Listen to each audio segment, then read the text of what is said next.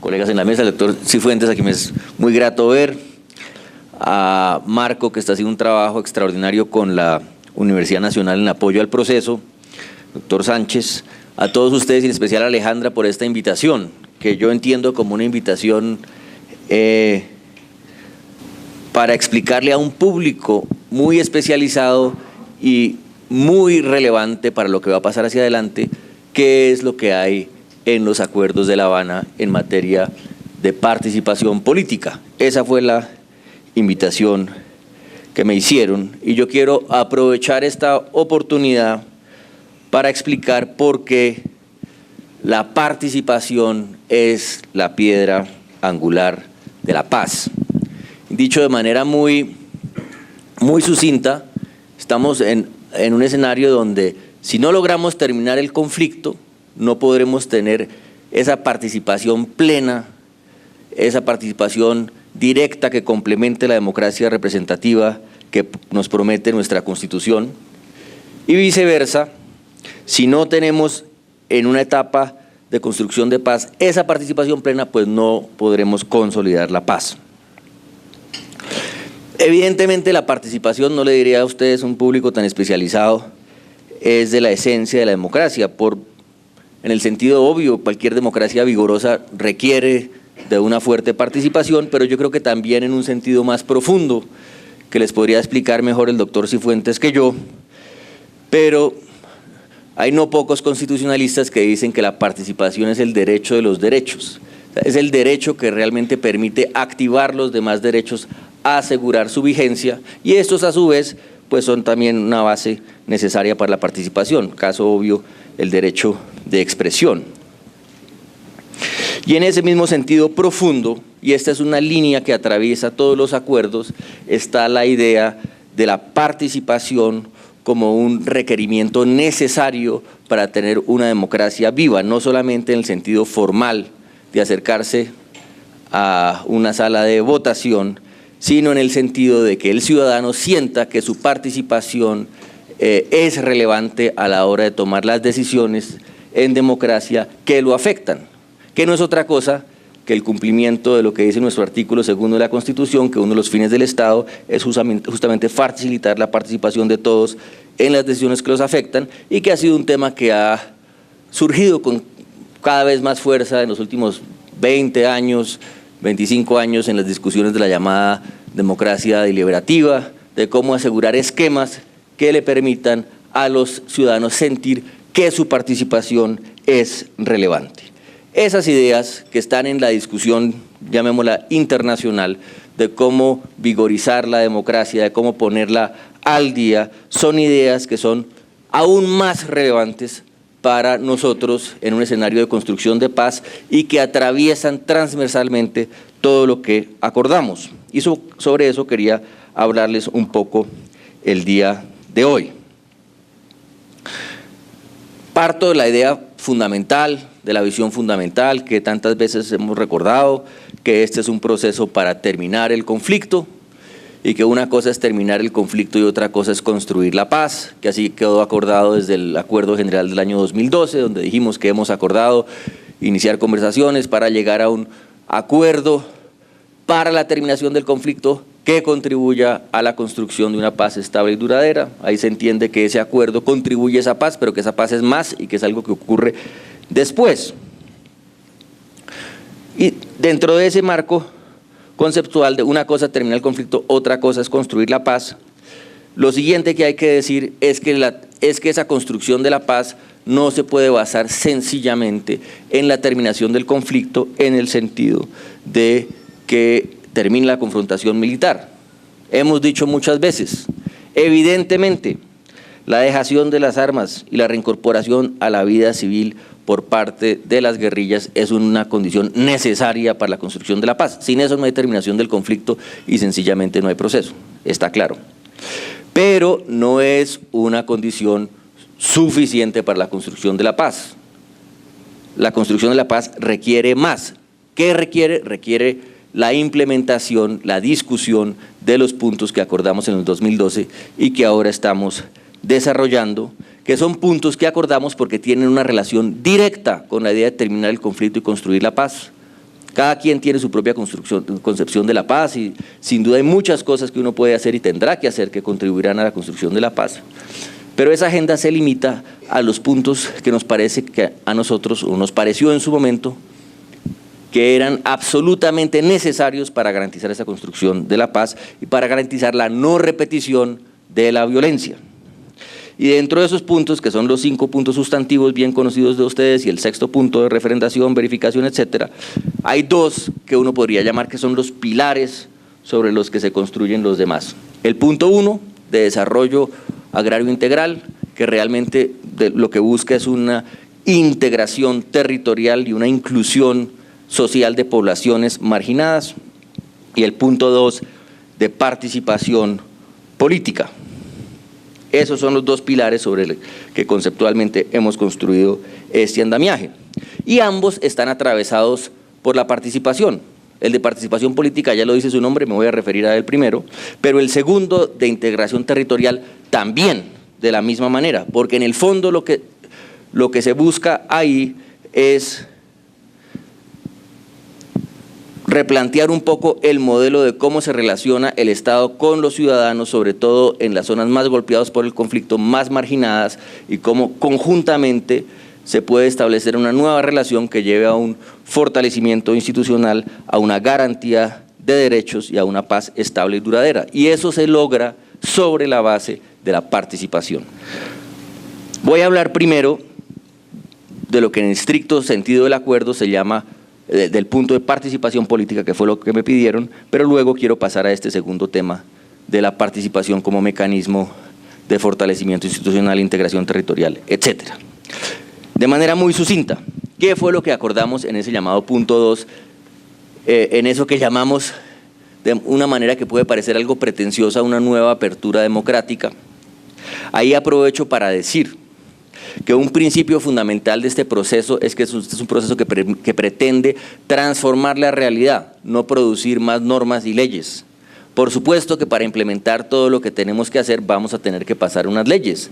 Muy probablemente tendremos también, sobre todo en los temas electorales que están tan constitucionalizados en este país, tendremos que hacer algunas reformas constitucionales. Pero la esencia del ejercicio no es producir más normas y más constituciones. La esencia del ejercicio es cumplir con esa promesa que ya está en la Constitución, pero que por cuenta del conflicto realmente no se ha podido llevar a la realidad. Y en ese sentido es un segundo capítulo, y yo digo, es el eslabón que cierra el proceso constituyente desde el 91, llevando a la realidad muchas ideas que ya están en la Constitución, y que yo diría son básicamente 3. En las que están en el acuerdo del punto 2.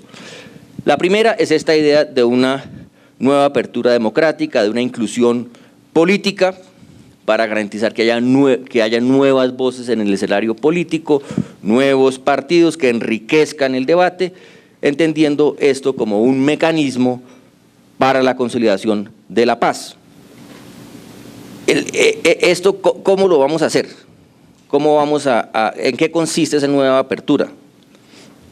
En realidad consiste primero en pensar en un periodo de transición. Hemos hablado muchas veces de eso. Si vamos realmente a construir la paz, requerimos un periodo de transición donde de manera muy intensa implementemos los acuerdos, discutamos cómo se debe implementar y pongamos en marcha unas medidas de excepción necesarias para esa transición, porque no se trata de desfigurar lo que venimos construyendo con bastante trabajo, por ejemplo, en materia de consolidación de partidos políticos, etcétera, pero sí hay que entender que en un momento como este, que es un momento, a mi juicio, constitucional, no en el sentido que sea necesario producir una nueva constitución, pero sí en el sentido de que hay que abrir espacios para que eso que está en la Constitución se pueda aplicar, porque estamos en una lógica justamente de integración, de transición. Entonces ¿qué tenemos que hacer? En primer lugar, ¿o qué acordamos? Número 1, facilitar la creación de partidos políticos y evitar que desaparezcan, desligando el asunto del umbral de la personería jurídica. Es una particularidad nuestra que existe en pocos países del mundo y que no es necesaria mantener. Eso no quiere decir que uno pueda al día de mañana fundar un partido y por tanto tenga los mismos derechos que un partido constituido que está en el Congreso. Pues por supuesto que no. evidentemente tiene que imaginarse una especie de, nosotros hablamos de una especie de escalera de derechos, que en el momento que obviamente sea elegido, tenga la legitimidad de selección popular a una corporación pública, pues adquiere más derechos y más apoyo del Estado, pero eso no debe impedir que uno pueda, como ciudadano, asociarse y formar partidos.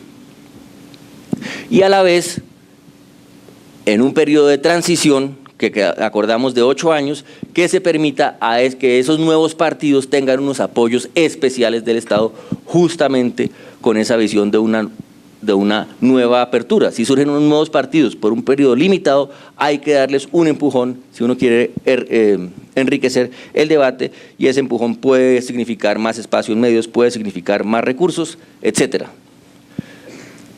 También en materia de apertura de partidos hay unos acuerdos para distribuir de mejor manera, de manera más equitativa, los recursos entre los partidos establecidos.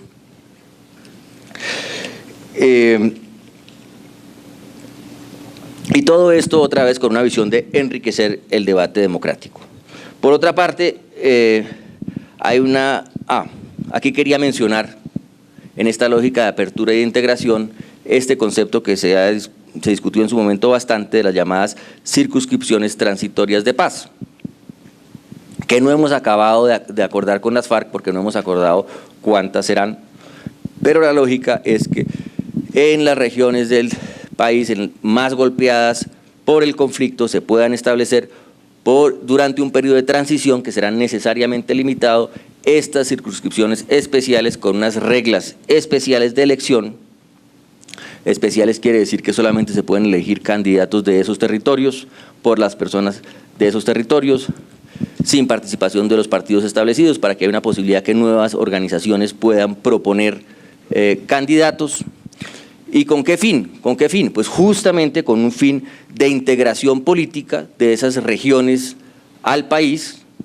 Hay un principio básico justamente de la participación, que es la equidad en la participación, de la que hablan los teóricos, de habla Rawls. Un principio básico en la democracia es que esa participación sea equitativa. ¿Cómo garantiza uno esa equidad en la participación que pueda? Pues justamente en el caso de un país como Colombia, tan golpeado por el conflicto, tiene que ver cómo integra políticamente esas regiones, les da más músculo político. Eso tiene también efectos prácticos. Es una medida que yo ya llamaría, como dicen ustedes los constitucionalistas, doctor Cifuentes, de autoamarre, en la medida en que uno le da más voz a esa región, y es en esas regiones donde va a implementar una parte importante de lo que hay que hacer en la construcción de paz, en el posconflicto, pues se está creando unos mecanismos para ponerse uno mismo más presión el día de mañana, que sus representantes exijan que se cumpla lo que se dijo que se iba a hacer en esas regiones, y nosotros decimos que es además, y por esa razón también, una medida de reparación política de esas poblaciones que han estado al margen de la vida política del país. A la vez, y esto lo paso muy por encima, pero estos son temas sobre los que trabajan buena parte de los que están hoy acá, y además yo aprovecho para agradecerle a Alejandra y a la MOE unos apoyos técnicos que nos dieron muy útiles cuando estábamos preparando todo este acuerdo. Hay unos acuerdos para garantizar una mayor transparencia en las reglas de juego, con medidas inmediatas frente al proceso, con medidas inmediatas para alentar la participación electoral, en particular la participación en zonas apartadas y de poblaciones vulnerables. Hay medidas para garantizar o promover la transparencia electoral. Es cierto que hemos avanzado y aprendimos mucho de la MOE en esto, hemos avanzado bastante en transparencia, pero es evidente que si uno está en un momento crítico, histórico como este, donde además pretende que ingresen a la democracia quienes antes estaban en armas, pues tiene que dar todas las garantías posibles de transparencia y tiene que ir al límite de lo posible. Y eso incluye no solamente una serie de medidas inmediatas que hay de facilitar las cosas que ustedes todos conocen y que en parte se están haciendo pero se pueden mejorar, facilitar los mecanismos de denuncia, establecer más tribunales de garantías, fortalecer la capacidad de investigación de la Fiscalía de Delitos Electorales, etcétera, etcétera, sino en hacer una revisión integral del sistema electoral, incluyendo el Consejo Nacional Electoral, para ponerlo al día y a tono con esta transición. Y ahí yo sí creo que nos hemos quedado atrás, y con esto no estoy haciendo una crítica al funcionamiento del Consejo, sino de su estructura frente a lo que es un sistema, digamos, moderno de vigilancia electoral. Este es un acuerdo, en particular es un acuerdo bien interesante, porque esto no es algo que van a hacer el gobierno y las FARC, ni que van a acordar en La Habana. Lo que se acordó es que se hará esa revisión sobre la base de una misión de expertos que traiga las mejores experiencias internacionales, lo mejor que hemos construido nosotros acá, que se hagan unas recomendaciones y que sobre esas recomendaciones vamos a, en discusión con los partidos, a legislar lo que sería un sistema más moderno, un sistema electoral más moderno. Y a la vez, en estos puntos de participación política hay unos acuerdos importantes. Alguna gente se burla, creo que en su momento la revista Semana dijo que se le parecía un saludo a la bandera, pero me parece todo lo contrario, que es la promoción de una cultura de tolerancia, de no estigmatización del otro, sin la cual va a ser imposible que nada de esto funcione. Voy a volver eso al final. El segundo pilar del acuerdo es esa idea fundamental de romper el vínculo entre política y armas, que es un tema que va incluso más allá del conflicto armado con las FARC. Yo me propuse el otro día, y lo dije en una conferencia recientemente en Cali, que no iba a volver a hablar en público sin mencionar unas cifras que produjo el Centro de Memoria Histórica sobre asesinatos políticos en Colombia. De los últimos 30 años, menciono solamente dos. En los últimos 30 años en Colombia han sido secuestrados 358 alcaldes y 389 concejales, y han sido asesinados 175 alcaldes y 543 concejales. Yo pregunto, ¿en qué otra democracia del mundo ha habido ese nivel de violencia política? En ninguna. Eso es lo que tenemos que romper. No se trata simplemente de la transición de quienes están en armas a la política. Esa es una parte, pero la otra parte es darle todas las garantías a quienes están en política que no van a ser objeto de la violencia. Y ahí es donde yo creo que realmente hay que restablecer una regla básica de la democracia, que es decir, no matarás, no puedes matar a tu opositor político. Eso es un pilar fundamental de un proceso de paz. Eso requiere que se hagan muchas cosas, requiere que se establezca un sistema de seguridad para quienes participan en política, eso lo acordamos, requiere que se den garantías para la participación en política, en particular para la oposición, eso también lo acordamos, con el mismo sistema de la revisión, que es asegurar que se cumpla con la promesa otra vez de la Constitución del 112 de que habrá un estatuto de la oposición, que es mucho más relevante en este contexto de fin del conflicto, pero que no es algo que vamos a acordar el gobierno y las FARC, es algo que se tendrá que discutir con los partidos, y el compromiso del gobierno, que parece que no es gran cosa, pero es mucho si uno mira que llevamos, ustedes, Alejandra sabrá, 13, 14 intentos de pasar estatutos y no se ha podido, es decir, el compromiso del gobierno es que eso va a ocurrir y sobre la base de una discusión con los partidos constituidos y también con quienes dejen en armas y entren al sistema.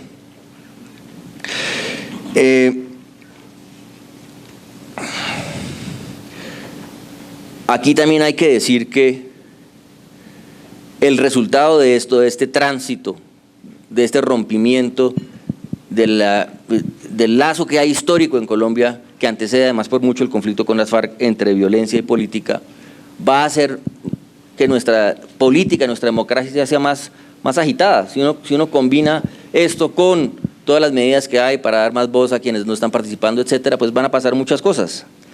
Van a pasar muchas cosas que pasan en las democracias consolidadas. Va a haber más protesta, ahora me voy a referir a eso. Pero yo digo, no hay que tenerle miedo a la protesta, no hay que tenerle miedo a la democracia, lo que hay que tenerle miedo es a la violencia. El tercer pilar de este punto de participación es todo lo que tiene que ver con la llamada participación ciudadana. Tuvimos un debate bastante curioso con las FARC sobre el concepto de participación política, que no entro mucho en los detalles, porque nosotros estamos de acuerdo, digamos que toda participación es política en el sentido que toda participación en asuntos públicos es política, con eso estamos de acuerdo. Sin embargo, a la hora de tomar medidas hay que distinguir entre lo que es la participación en el sistema político como tal, en corporaciones públicas, y las medidas que uno pueda tomar para alentar la participación de la ciudadanía en los asuntos públicos, que es un asunto aún más esencial en una fase de construcción de paz, tener una sociedad civil organizada, que aporta, Entonces, por eso insistimos mucho nosotros, el gobierno, en que es cierto que todo esto es participación en política en un sentido amplio, pero que en particular hay que distinguir la participación formal de las actividades, digamos, de las organizaciones sociales, movimientos sociales, etcétera, que es lo que quedó en el capítulo de participación ciudadana, que es el tercer pilar de este acuerdo, del punto 2. ¿Y qué consiste? Por una parte, en garantías, en promoción de movimientos sociales, organizaciones sociales, garantías de diferente tipo, apoyos jurídicos, donde sea posible y relevante, y ya vuelvo a eso, por ejemplo, donde haya programas de construcción de paz en las regiones, que ellas mismas también ejecuten programas, etcétera. Para eso paso más adelante. Garantías también, como ya dije, para la misma protesta social, que se requiere en Colombia regular de mejor manera y regular de una manera inteligente, donde haya todas las garantías posibles para la protesta, pero también haciendo una debida ponderación con los derechos de los demás, de manera que esa protesta se dé, surja, etcétera, pero que no se afecten excesivamente los derechos de los demás ciudadanos. También dentro de otro punto que está ahí de la cultura de tolerancia, en participación ciudadana, ahí entra también unos acuerdos interesantes sobre cómo usar la comunicación para promover la participación ciudadana. ¿Eso qué quiere decir? Eso quiere decir promover más las emisoras comunitarias, capacitar a quienes trabajan en ellas, establecer hoy en día con las nuevas tecnologías y con el cable es mucho más fácil que hace 30 años abrir nuevos canales estatales que, por ejemplo, permitan visibilizar todo el trabajo que están haciendo las organizaciones sociales en el territorio. Eso también lo acordamos. Y luego acordamos toda una serie de medidas que uno podría llamar una revisión integral del sistema de participación para que esa participación sea eficaz. Yo menciono con alguna frecuencia una discusión que tuvimos hace ya más de un año con una serie de sindicalistas muy interesantes, hablando del proceso, etcétera, donde uno decía, no, doctor, es que el problema es que en Colombia se habla mucho de participación, pero aquí lo que hay no es participación, sino lo que es participadera. Queriendo decir que esa participación a todo el mundo le parecía que no llegaba a ningún lado. Ese es un tema difícil de resolver porque la reacción tiende a irse al otro extremo, decir, no, es que esa participación tiene que ser vinculante, lo que se decida en los espacios tiene que ser vinculante. Pero entonces uno se va por esa vía, termina también erosionando los fundamentos de la democracia representativa y mucha gente que eligió a su representante y que termina no representando. Entonces ese extremo no puede ser. ¿Qué es lo que hay que hacer? Es buscar y aquí hay unos temas, digamos, de fondo que otra vez le explicará mejor el doctor Cifuentes que yo, pero de fondo, de estructura del Estado y de concepción de cómo funciona la democracia, donde uno lo que quiere hacer es que la participación ciudadana y directa sea un complemento que además vigorice la democracia representativa, pero que no lo sustituya. Ese no puede ser el objetivo, porque terminamos en el peor de todos los mundos. Entonces, para eso, lo que se propone es revisar, por ejemplo, el funcionamiento de los consejos territoriales de planeación, para que esto no sea simplemente un requerimiento que chulea a un alcalde que reunió a una gente y le dijo unas cosas y ya, sino que realmente haya un diálogo permanente entre las comunidades, quienes participan en esos consejos y sus autoridades. Y esa es una manera de hacer que la participación democrática no se limite al momento de la votación, sino que la gente activamente, quienes estén participando, sin que estén, por tanto, digamos, colegislando, sino están haciendo una vigilancia, un control, están opinando de manera más efectiva, y eso requiere repensar el diseño de esos consejos, requiere repensar el diseño de la relación de esos consejos territoriales con los consejos nacionales, de toda esa estructura, requiere también repensar un poco la formulación de buena parte de las políticas públicas, sobre todo de las políticas sociales, que pueden hacerse con mucha mayor participación. Todo eso quedó acordado. Paso ahora, esto es todo lo que está acordado formalmente en participación política, lo que acabo de describir de manera muy sucinta, pero quería hablar también de lo que he llamado la importancia de la participación para toda la visión que hay de integración territorial en el acuerdo, que está en el punto 1 de desarrollo rural, está también en el punto de drogas y está también en el punto que acabo de describir. Y esa participación juega ahí, digamos, tiene dos aspectos. Uno muy práctico, y es que todo el punto de participación En 5 minutos acabo. Todo el punto de participación de desarrollo rural está atravesado por medidas de participación. Desde el comienzo hay un principio que dice que el diseño, la ejecución y el seguimiento a todos los programas de desarrollo rural será con la activa participación de la ciudadanía.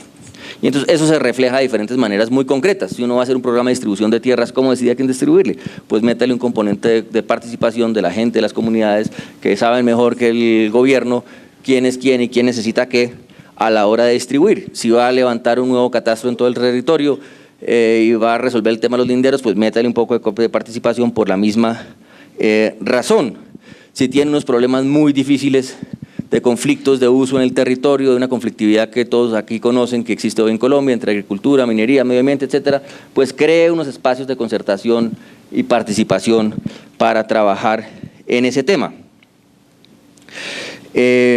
Por otra parte, si va a poner en marcha grandes obras de infraestructura que tienen que priorizar, que tienen que hacer en regiones muy apartadas, pues métale toda la participación posible para que se ejecuten debidamente y sobre todo para que en la medida de lo posible promuevan la creación de empleo en esas regiones y tengamos ahí un círculo virtuoso, etcétera, etcétera. Y así igual con el fomento de las cooperativas, con el fomento de asociaciones para comercializar, todo está atravesado por la participación de una manera muy concreta.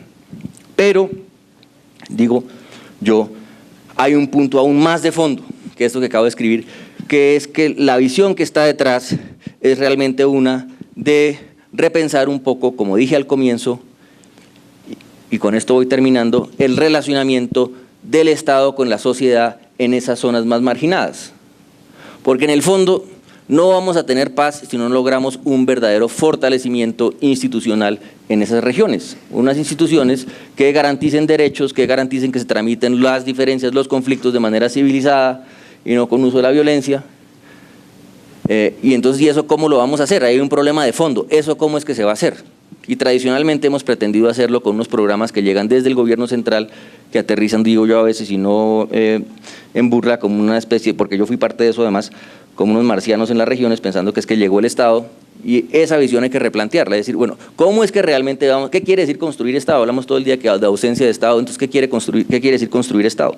Pues construir Estado quiere decir, en esta visión, establecer una nueva alianza entre las autoridades y las comunidades para construir conjuntamente institucionalidad por medio de la implementación de programas que tengan un componente fuerte, lo que hemos llamado planeación participativa, es decir, que la misma gente en unos procesos muy estructurados dice cuáles son sus prioridades, cuáles son sus necesidades, cuáles son los proyectos que más necesita, en el marco de un programa gubernamental, que todas esas visiones construidas en un territorio se juntan en una sola visión, en un solo programa. Eso fue lo que acordamos, esto no es lo que opino yo, eso es lo que acordamos para el caso de los municipios afectados por cultivos ilícitos y probablemente será lo que hagamos en el caso de los llamados programas de desarrollo con enfoque territorial, que son unos mecanismos de vanguardia para llevar todos los planes acordados en el punto 1 a los territorios más afectados, de manera que uno moviliza a la ciudadanía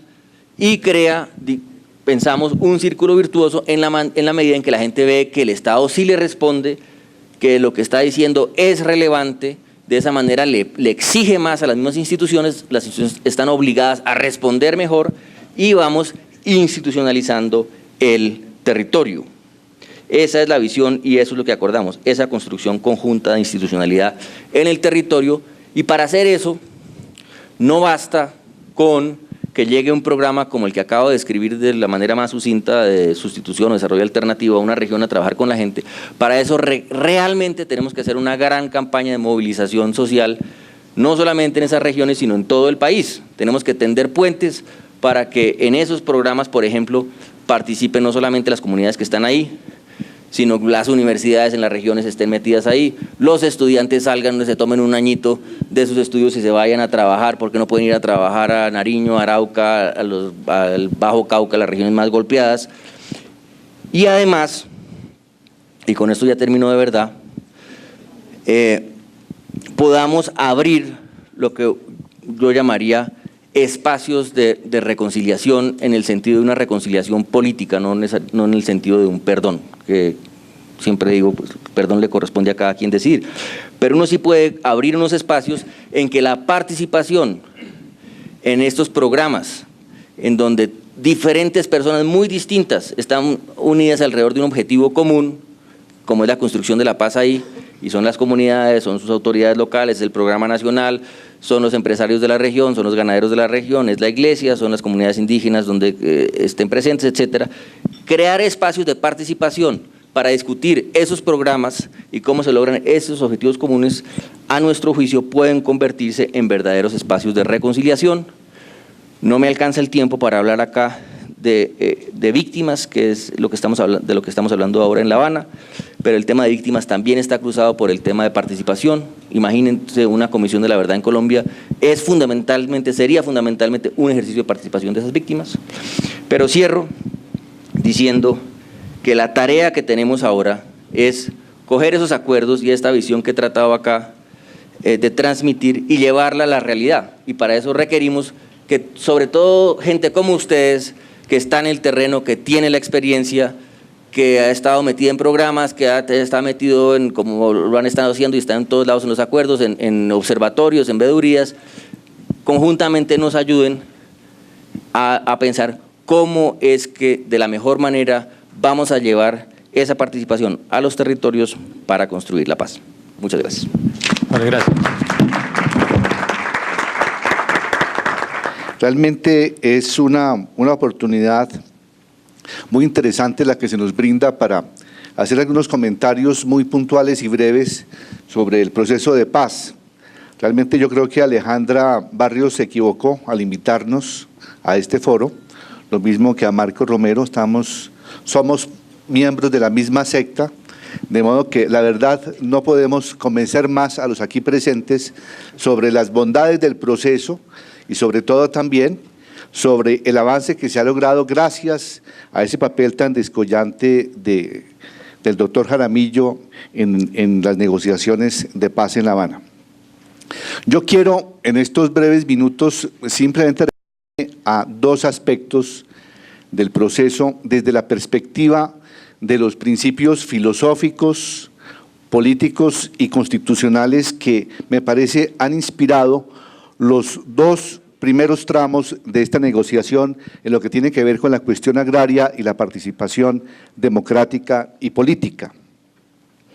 Hay una herramienta de la cual se ha hecho uso, como ustedes bien saben, para avanzar en estos acuerdos y para gestionarlos y para concretar finalmente piezas que más adelante se van a someter a la aprobación del pueblo colombiano, que es el derecho transicional. Pero el derecho transicional supone en cierta medida un recorte, una restricción a un principio, a un valor fundamental, en aras de poder aclimatar la paz. Y realmente, desde el punto de vista bilateral Estado-FARC, la utilización del derecho transicional significa, en cierta medida, una reducción de la aplicación de la Constitución política, una especie de autorrestricción con el objeto de abonar la paz, sobre todo en lo que tiene que ver con la aplicación de penas, con lo que tiene que ver con verdad, justicia y reparación. O sea, en ese sentido, el ordenamiento jurídico como un todo y el bloque de constitucionalidad se reduce con el objeto de permitir habilitar soluciones que solamente ellas podrían asegurar la inserción de la guerrilla dentro del Estado colombiano. Sin embargo, a esa perspectiva no me voy a referir, sino a dos principios que están alumbrando de manera permanente a los comisionados y que se está reflejando en los acuerdos. Son principios permanentes de la Constitución, son principios en los cuales sus reflejos nos indican que el acuerdo de paz está obrando como un elemento de catalización, como una enzima que va a robustecer y va a profundizar inclusive el Estado de Derecho colombiano, el Estado social y el Estado participativo. Precisamente uno de esos puntos a los cuales se refirió el doctor Jaramillo tiene que ver con la justicia frente al campesinado colombiano.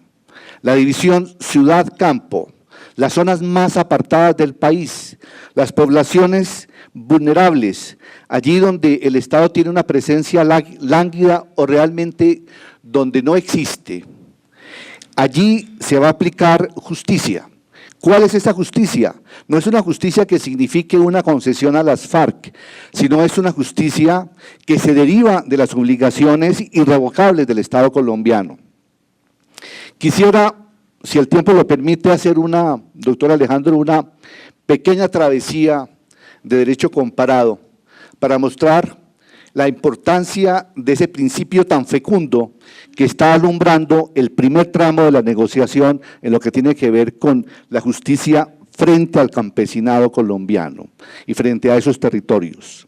Me refiero al principio de la igualdad sustancial.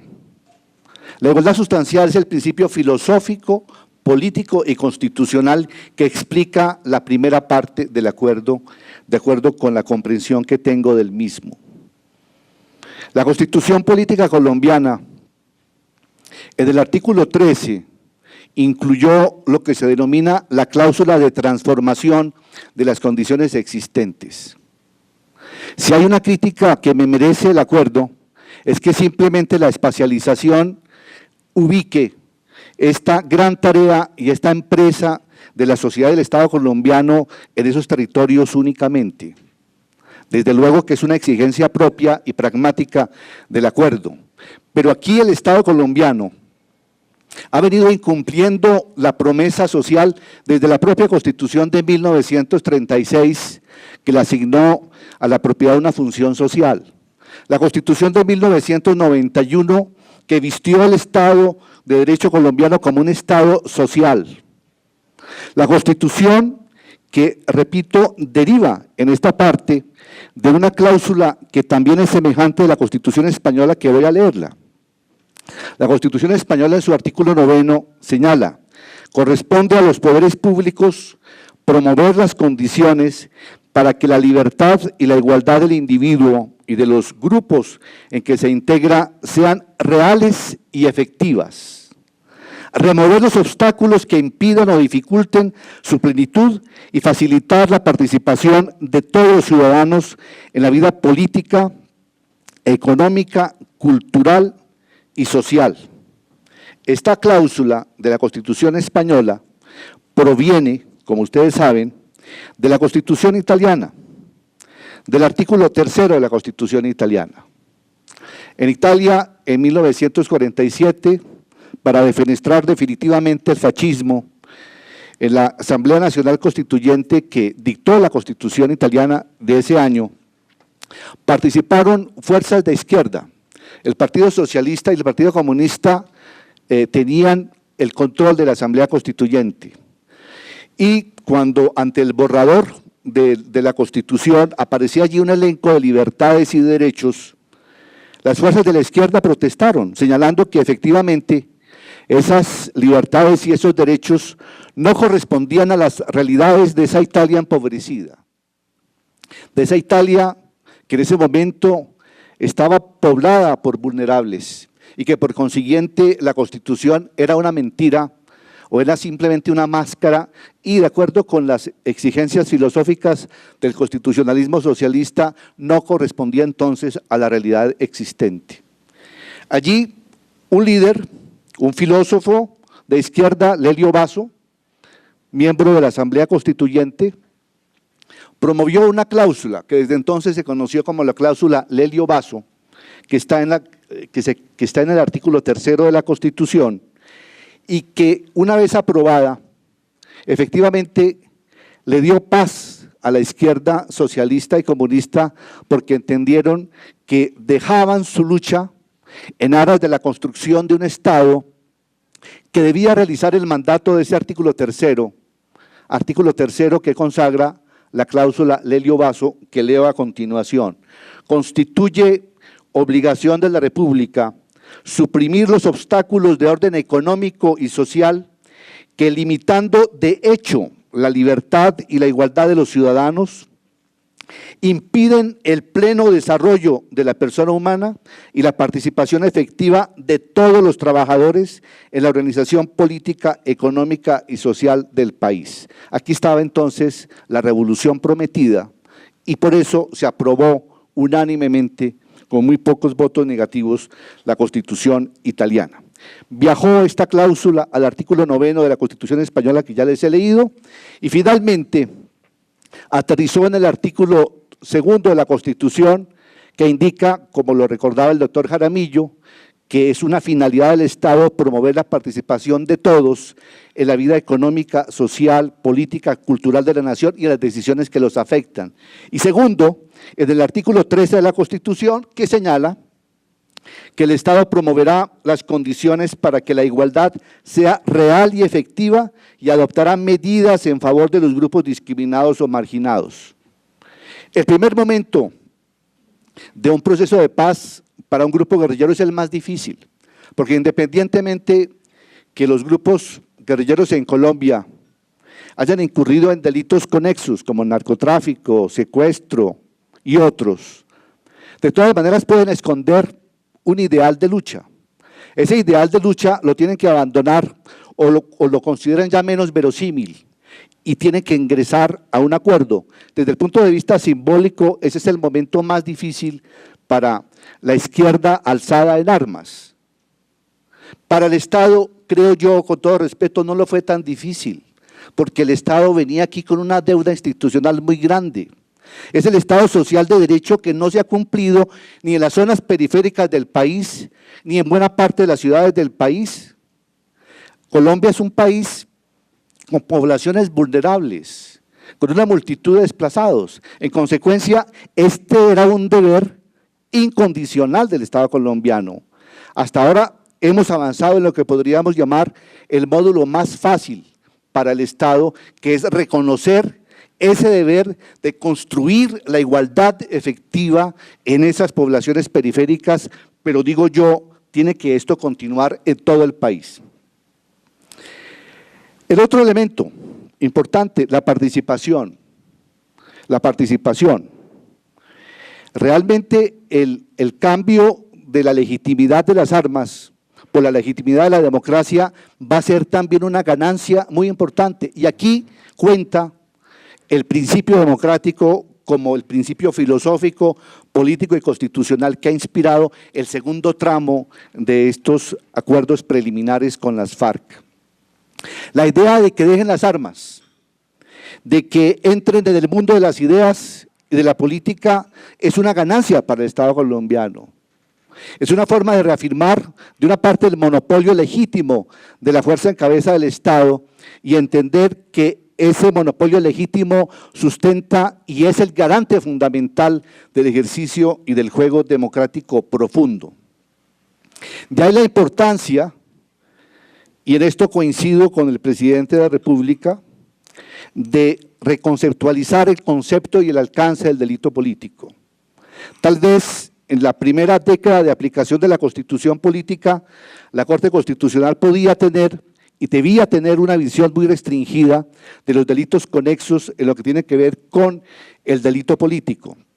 Se trataba de una Constitución que consagraba la democracia representativa y participativa, de un Congreso que iniciaba la expedición de las leyes estatutarias, de una acción de tutela que hacía justicia a los individuos y a los grupos sociales en condición de amenaza de sus derechos fundamentales, de unas cláusulas transitorias de la Constitución que permitían inclusive la incorporación de los alzados en armas a la institucionalidad y por consiguiente era importante que ese concepto de delito político no se ampliara para asegurar la rebeldía contra un estado de garantías.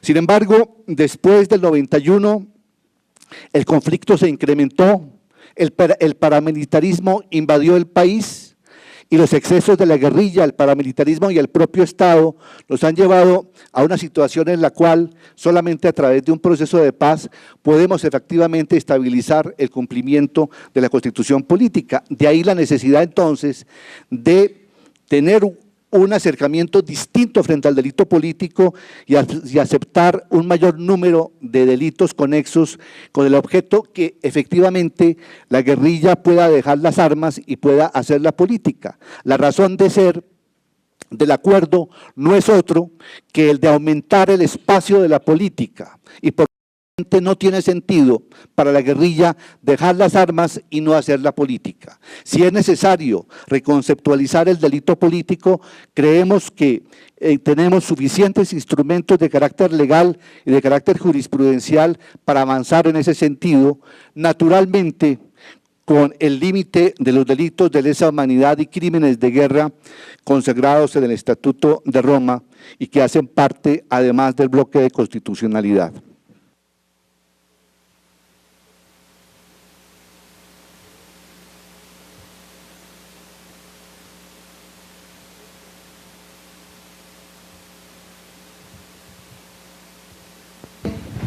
Únicamente este aspecto de que las FARC se inserten en la vida política. Si nosotros pudiéramos trazar una especie de perfil beberiano del político de las FARC cuando deja las armas, podríamos presumir que se trata de un individuo que ama la vida política.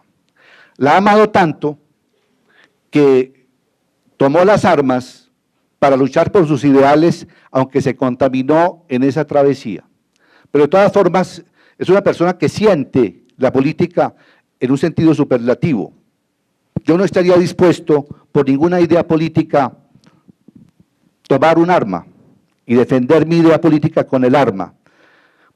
Pero los guerrilleros de las FARC, los guerrilleros del ELN, son sujetos políticos que han considerado que el arma es importante para el convencimiento o para el triunfo de sus propias ideas. Sin armas, serán personajes muy activos de la vida política. Tanto ellos como sus seguidores. Con estos mecanismos que ha diseñado el doctor Jaramillo, que seguramente los aprobará el pueblo colombiano, tendrán partidos políticos, tendrán audiencias y tendrán un espacio muy grande en el país. Me pregunto, ¿qué pasa con los demás colombianos? ¿Cuál es la política que se practica en Colombia? ¿A qué banquete estamos invitando a las FARC desarmada a participar? En un país en el que domina la maquinaria política, como ustedes lo saben muy bien, porque son los nódulos de la red de la MOE, son testigos de excepción de la corrupción política del país en todos los niveles, nivel nacional, nivel departamental, nivel municipal, nivel veredal. Presupuesto capturado por los grupos políticos dominantes. Función contractual controlada por los grupos políticos dominantes. Una maquinaria. Han aprobado en primer debate la reforma tributaria porque precisamente sin esos recursos adicionales no tendrían las partidas correspondientes también en las regiones. De modo que la gobernanza en el país, el llamado buen gobierno, depende de un concubinato de la élite nacional con las élites regionales atravesadas de corrupción. Esa es la política, es la maquinaria. ¿Qué vamos a hacer en el país en el futuro? Unos políticos, una nueva raza que surge con fuerza, con vigor, a defender sus ideas. Y el resto del electorado apático que ha observado por décadas una política que se ha corrompido. Entonces, creo importante que en estos aspectos, dado que ese principio filosófico, jurídico y constitucional del principio democrático es el que está alimentando el segundo tramo de las negociaciones, tengamos presente que allí más allá de una concesión a las FARC, ese principio tiene que alumbrar con mayor intensidad al conjunto de la población colombiana y tenemos que también entender que si ha hecho crisis la democracia representativa en Colombia, tendríamos que redoblar esfuerzos para rescatarla. Y rescatarla significa mucha participación, significa el ingreso de nuevos cuadros en los partidos políticos y también la formación de nuevos movimientos. Y por último, en los últimos 2 minutos, no podemos, de otra parte, dejar de tomar nota de lo que señala el doctor Jaramillo sobre la nueva generación de políticas públicas que tienen que necesariamente cumplir el papel de realizar no solamente las promesas de este acuerdo, sino las promesas de la Constitución. En Colombia, el Estado social de derecho en cierta medida es un fracaso. La crisis no es más una crisis de la justicia, es una crisis de la administración pública. La multitud de tutelas, los millones de tutelas son formas de cubrir en cierta medida las abstenciones de la administración. Entonces, ¿cómo se van a diseñar esas nuevas políticas públicas? ¿Cómo se van a ejecutar las nuevas políticas públicas? ¿Conciernen únicamente a las zonas periféricas? ¿Cómo se tiene que discutir en un país que busca igualdad y equidad el presupuesto nacional? ¿Cómo tiene que discutirse y aprobarse el Plan Nacional de Desarrollo, que es la matriz de las políticas públicas? Realmente, este acuerdo, que esperamos nosotros lo suscriba el pueblo colombiano, como les decía al principio, es el catalizador para un ejercicio mucho más profundo de la Constitución política. No estoy hablando de derecho de transición, he simplemente seleccionado 2 principios tutelares de la Constitución, la igualdad sustancial y el principio democrático, para decir que le concierne desde luego a las FARC. Hay que crear mecanismos e institucionalidad para que gracias a ellos se produzca esta inserción, pero de otro lado son 2 principios, el de la democracia, el de un Estado eficiente y el de una equidad y una igualdad sustancial que nos conciernen a todos. Tiene que haber más política en Colombia. ¿Cómo va a ser esa política? La arquitectura del país se va a modificar, la anatomía del país se va a transformar, van a ingresar nuevos políticos. Esperamos que ustedes igualmente asuman esa función política para seguir defendiendo y profundizando el marco constitucional. Muchas gracias. Para mí es un gran honor estar en la mesa del día de hoy y con ustedes el día de hoy para hablar de este tema de la participación política en el contexto del proceso de paz. Siempre recuerdo una frase que es de la Ruta Pacífica de las Mujeres que dice: no queremos una guerra que nos mate ni una paz que nos oprima. Ya me parece que este es un enfoque muy interesante que está sentado aquí en la mesa, es decir, el doctor Sergio viene haciendo un esfuerzo monumental por sacar este país adelante de este contexto de guerra de largo aliento, buscando una terminación del conflicto, y él ha acuñado una idea muy importante que yo creo que para quienes están en los territorios es absolutamente clave conocer y elaborar en profundidad, que es la idea de la paz territorial. El doctor Sergio ha dicho que este proceso de paz pasa por una manera de enfrentar los grandes anacronismos de la sociedad rural, los desequilibrios, las asimetrías que tiene la sociedad colombiana, la deuda con la sociedad rural, y ese concepto me parece muy innovador y muy importante, y creo que obviamente lo ha derivado pues, del diálogo que han tenido en la mesa sobre muchos temas, y creo que ese concepto permea todos los acuerdos que se han hecho hasta el momento. Y de otra parte está el maestro Eduardo Cifuentes, que es el autor intelectual y parece que material también, porque estuvo en la Corte por los primeros años, de la figura del estado de cosas inconstitucional, de decir que en Colombia no basta tener los derechos en el papel, sino que hay que buscar la manera de que se garanticen, porque cuando los derechos están en el papel y en la realidad lo que hay es una situación en la que la mayor parte de la gente no accede a derechos, unos tienen derechos, otros no los tienen, eso es un estado feudal, estamental y no un estado democrático.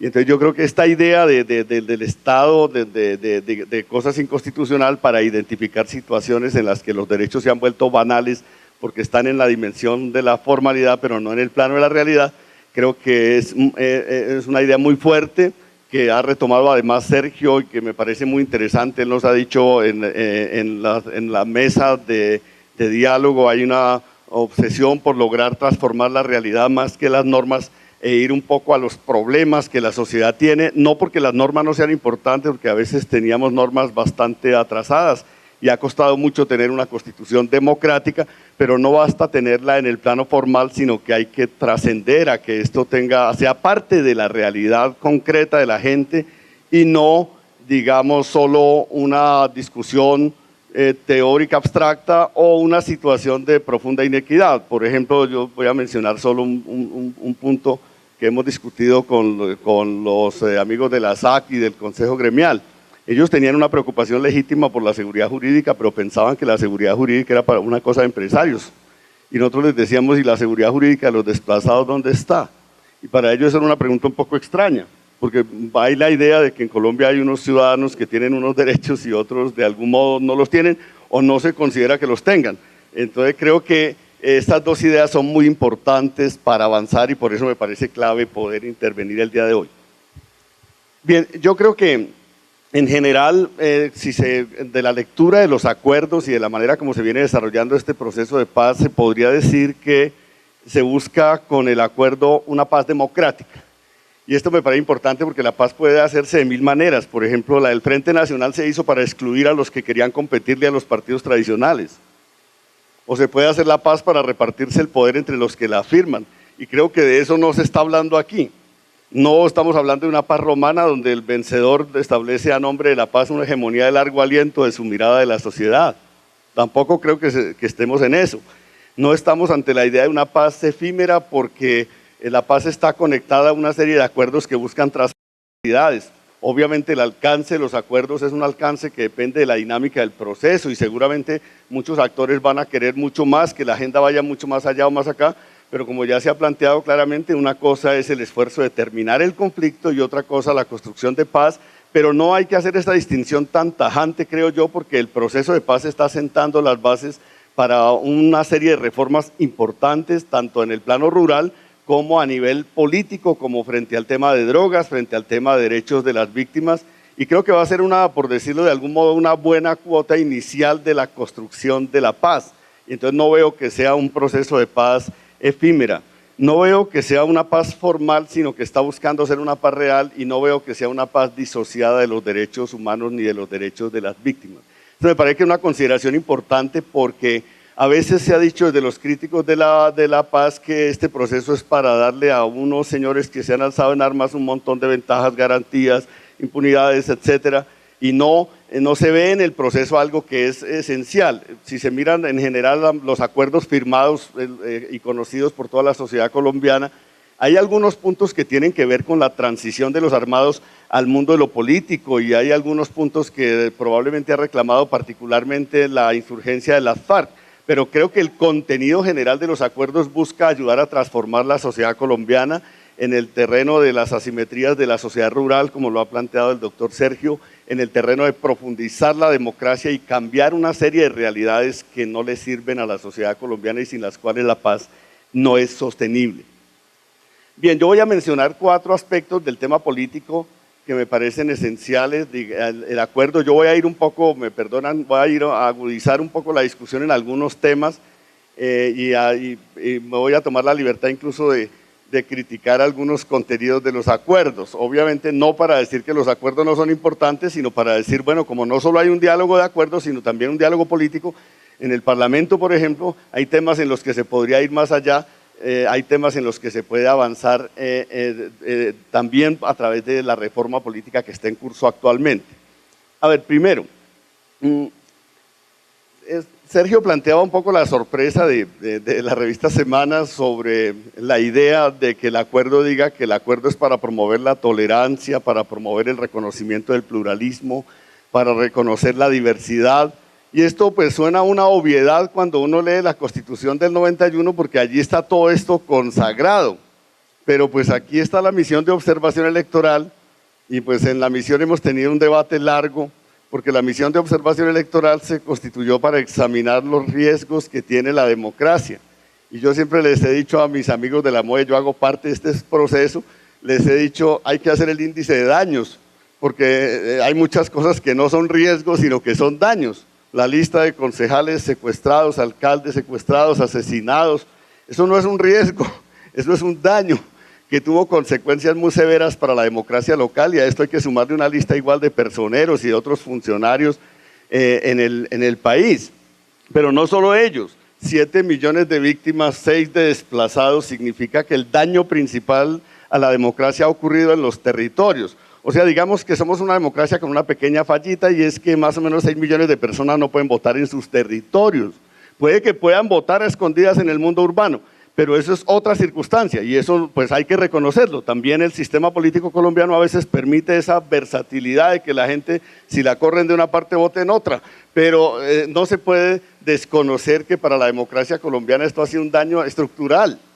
Y si miramos lo que ha ocurrido con los sindicatos, 3.000 sindicalistas asesinados, 2.000 de ellos profesores de pueblos, de zonas, de territorios donde la violencia ha sido drástica, pues entonces se entiende que la libertad de conciencia, la libertad de elección, las libertades en general que habla la Constitución del 91 son bastante restringidas. Entonces creo que es cuando se examina la estructura de los daños, cuando se examina la manera como se ha relacionado el Estado históricamente con la movilización social, todos estos temas que Sergio plantea dejan de ser banales y se vuelven absolutamente determinantes. Yo creo que el acuerdo político es obsesivo. Si ustedes se leen el acuerdo sobre el tema político, buena parte, el 60% o más del acuerdo, está concentrado en decir el tránsito de la guerra a la política democrática pasa por reconocer la movilización social, pasa por reconocer los sujetos sociales que promueven estas movilizaciones y creo que el acuerdo tiene claramente esos dos ámbitos de profundizar la democracia social y profundizar la democracia política, que son cosas relacionadas pero que son distintas. Por ejemplo, rápidamente porque no me puedo demorar mucho por el tiempo que tenemos, por ejemplo, si uno mira el mapa ahora preparé unas diapositivas, pero es para otro tema, pero pongamos un poquito un mapa a ver si, más el siguiente. Este mapa es el mapa de demandas de reparación colectiva que se han planteado ante la unidad de víctimas y la unidad dice que hasta ahora van 110 casos, pero que calculan que le van a llegar 300, más o menos 50 casos de reparación colectiva y el proceso está empezando. ¿Qué quiere decir esto? Que se han producido muchos daños que no son individuales sino colectivos y en general hay muchos sujetos sociales que están reclamando ya como lo planteaba el doctor Sergio, cuando se dice si hay circunscripción de paz en función también de reparación política de territorios, esa idea es la que han venido planteando los indígenas, los afrodescendientes, los sindicalistas, los campesinos, las mujeres, la OFP por ejemplo está en un proceso de reparación colectiva, hasta organizaciones, colegas nuestras como Red de Paz ha demandado un proceso de reparación colectiva. Se sabe que la ciudad de Medellín está interesada en un proceso de reparación colectiva, comunidades, es decir, hay una serie de demandas de reparación colectiva que buscan decir, bueno, busquemos cómo trascender estos daños para que la democracia pueda tener una vigencia en los territorios y me parece que ese es uno de los primeros desafíos que está planteado allí.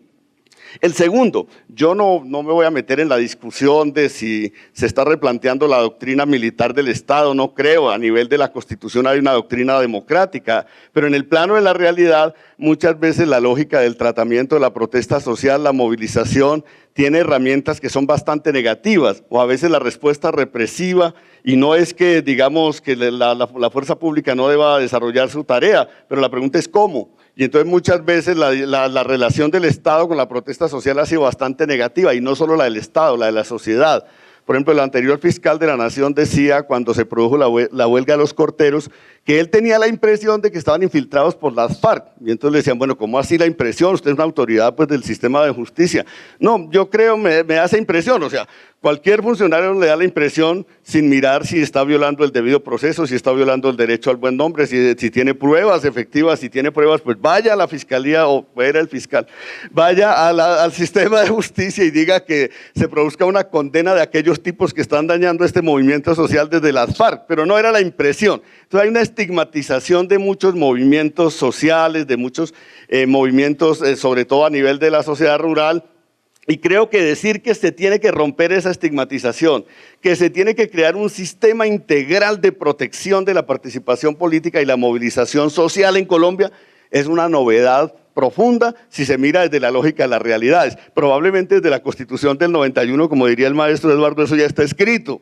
Pero en la realidad la idea es reconocer esa pluralidad, esa diversidad, que los sindicatos han hecho aportes fundamentales, sin ellos no existiría Ecopetrol porque varias veces se intentó privatizar y fueron ellos los que la evitaron, por decir algo. Entonces, sin embargo, existe la cultura antisindical, existe por ejemplo, la tasa de afiliación sindical es del 4.7 en Colombia. Entonces, un sindicalismo, digamos, golpeado y disminuido no puede ser un sujeto, digamos, importante en la construcción de la paz y en la construcción de un sistema democrático. Entonces, la idea de reconstruir el tejido social, de reconstruir las organizaciones campesinas, indígenas, afrodescendientes, de mujeres, sindicales, etcétera, de distintas regiones de Colombia, es una idea muy importante y está detrás de todo lo que se ha acordado.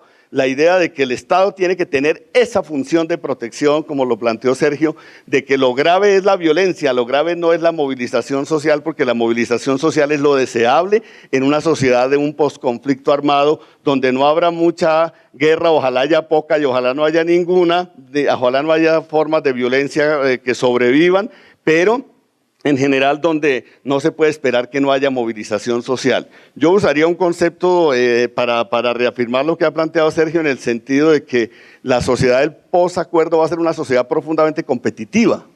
Colombia es una sociedad con grandes procesos de movilización social pese a que tiene 7 millones de víctimas.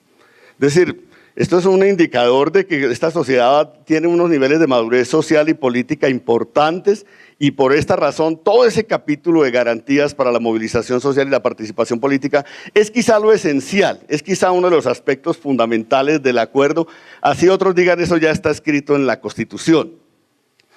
El segundo tema que quiero mirar es el tema de los temas de la reforma en el plano estrictamente político. Me parece que allí hay unas innovaciones importantes y yo voy a poner los acentos. A ver, la idea de reformar el Consejo Nacional Electoral es una necesidad absolutamente, digámoslo así, imperiosa de la democracia colombiana porque nosotros hemos existido o coexistido durante mucho tiempo con una institucionalidad electoral basada en la regla de la mayoría. O sea, la idea del, bueno, uno puede decir, yo no sé si eso se pueda predicar del principio de la buena fe, doctor Eduardo Cifuentes. Colombia hemos partido del presupuesto de que las mayorías le cuidan los intereses y los derechos a las minorías. Eso no lo cree nadie en política. Nadie. Siempre. O sea, siempre la institucionalidad electoral, y antes era peor, si no es por una demanda, aquí está don Pedro Santana, Eduardo, Rodrigo, que demandaron el hecho de que el registrador tenía que concertar con el Consejo Electoral el nombramiento de todos los registradores en el país. Andaríamos en la situación de 2002 cuando la propia Procuraduría pidió anular las elecciones de ese año. Es decir, se requiere una institucionalidad si el Consejo Nacional Electoral es el garante, el único principio que puede orientar su constitución es el de la imparcialidad, no el de la mayoría. Y la imparcialidad se logra de distintas maneras. Ya el doctor Sergio ha planteado, bueno, seguramente se van a mirar experiencias internacionales, comisiones de expertos, pero yo creo que la obsesión tiene que ser esa. ¿Cómo se logra la transparencia? ¿Cómo se logra una institución imparcial basada en el principio de imparcialidad? ¿Por qué? Porque si en una guerra la regla de oro es quien tiene más plomo, perdónenme la expresión tan precaria, el que tenga más plomo, en una democracia es cómo hacer lo que diría el profesor Mocus, cómo hacer que los votos sean sagrados. Y la única manera de hacer que los votos sean sagrados es que la institución que los vigila más o menos tenga ese carácter. Es decir, que sea imparcial o que sea profesional, que sea independiente, que sea participativa. Hay distintas maneras. La única manera que no puede tener la organización electoral es la regla actual del principio de la mayoría. Pero por decir algo, es decir, ahí estamos ante un tema sustantivo. El tema de la separación de umbrales y personerías jurídicas es un tema muy importante que en muchos países del mundo se ha adoptado. Por ejemplo, en Alemania el umbral para llegar al Bundestag es del 5%. El que no tiene el 5%, la sanción que tiene es que no juega en la política nacional. Pero muchas fuerzas políticas que no logran el 5%, con lo que tienen en las regiones, en un estado federal, claro, con muchas, digamos, donde el gobierno federal es muy importante y donde hay fuerzas políticas de carácter territorial, muchas de esas fuerzas que no han llegado al umbral siempre han gobernado en los territorios. Son el gobierno de los Länder y no les decretan la muerte política por no sacar el umbral nacional. Entonces yo creo que sí es consistente y es viable crear el sistema de la escalera que plantea el doctor Sergio, de decir, bueno, hay que buscar una manera en la cual hay una puerta amplia, pero se recorta para el que quiera jugar en la política nacional, para no renunciar al umbral. Incluso puede ser un umbral más alto, como en el caso alemán, siempre y cuando ese umbral no sea la misma, que aquí en Colombia se copió la figura y entonces se utilizaron dos figuras que son distintas. La personería jurídica es para reconocer partidos, el umbral es para obligar un poquito a que se agreguen las fuerzas políticas. Y creo que esto asociado a otro conjunto de garantías puede ayudar a que haya digamos, un principio de apertura a la creación de nuevas fuerzas políticas sin sacrificar el propósito de agregación. A mí me parece que ese es un elemento importante. Entonces creo que hay una decisión de avanzar en reformas de esa naturaleza que son importantes porque también comparto la idea de que en un contexto de paz se va a refundar la política colombiana. Yo creo que este es un tema que va a afectar a todas las fuerzas políticas. Yo le he dicho tengo amigos en el uribismo y les he preguntado a veces qué van a hacer si se firma la paz, los guerreristas van a quedar sobrando. Yo les digo por hacerles la broma, profesor Rangel, señor Laforí, le digo, ¿ustedes qué van a hacer si se pacta la paz? ¿Qué va a pasar? Es decir, la paz le va a cambiar el horizonte al programa de la extrema derecha, le va a cambiar el horizonte a la izquierda, le va a cambiar, si la política es más competitiva, como diría Pedro Santana, mirando la experiencia brasilera, el que se organice es el que va a decidir en buena medida la suerte de la implementación de los acuerdos y del posconflicto. Si hay una enorme fragmentación de las izquierdas, pues seguirán gobernando otros partidos y lo mismo pasa con la política de los partidos históricos. Y entonces creo que aquí hay una discusión interesante en cuanto a que van a haber cambios sustantivos, además de lo que ya se ha hablado de ampliar garantías en el tema de medios de financiación, etc. Y el último punto para cerrar, yo pienso que en Colombia hay que articular, y ahí donde voy a ser un poco crítico o a hacer una petición probablemente a ver cómo se pueda resolver, es el tema de cómo se liga la reforma territorial y la reforma política. En sentido clásico, nosotros hablamos de reforma política cuando hablamos de umbrales, de cifras repartidoras, de si lista cerrada, voto preferente, de si financiación pública, de si televisión, sino todo esto de si consejo electoral, como la regulación de las instituciones que organizan la participación política. Y por otro lado hablamos un poco de manera esquizofrénica de la descentralización. Y el país ha hecho las dos reformas. Y entonces la pregunta que yo quisiera hacer es, desde la lógica de paz territorial, ¿cómo se puede entender la reforma política?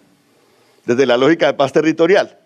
Es decir, hay un problema que el doctor Sergio ha identificado muy bien por las tareas que ha desempeñado en el Estado colombiano, y es que el Estado colombiano no tiene una presencia activa, digámoslo, en los territorios, o la presencia que tiene muchas veces es nociva, a veces ni siquiera se trata de si el Estado está o no, sino cómo está.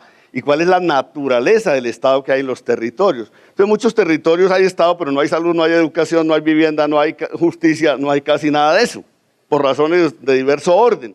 Y entonces, esa discusión de cuál es el tipo de Estado que hay en los territorios tiene varias respuestas. ¿Cómo resolver este problema? Bueno, uno puede ser todo lo del acuerdo 1 y 2, el punto 1 y el punto de drogas, donde se habla de desarrollar una especie de, voy a usar una palabra probablemente demasiado ambiciosa que lo que yo quisiera que hubiera, pero bueno, una especie de plan Marshall para la sociedad rural, ¿cierto?